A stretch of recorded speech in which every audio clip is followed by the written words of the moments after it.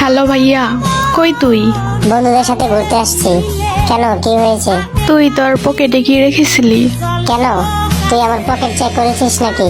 আরে শোন তো, কি বল। আমি তোর ঘর গোছানোর সময় তোর পকেটে ধরিনার পাতা পেয়েছি। কেমন না লাগে? রাগ দেখাস কেন? আরে এগুলো তারপর রান্না করার সময় ধনিয়ার পাতাগুলো তরকারিতে দিচ্ছি।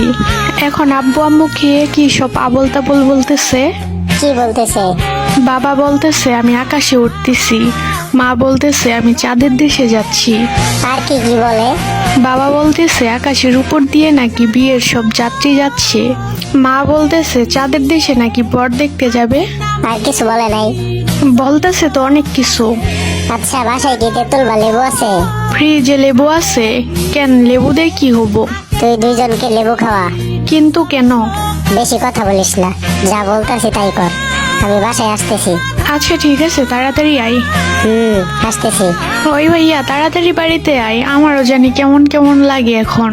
তুই ওই খাবার খাইছস নাকি? তোর সাথে কথা বলতে বলতে খাইলাম। সাউন্ড সারছে রে।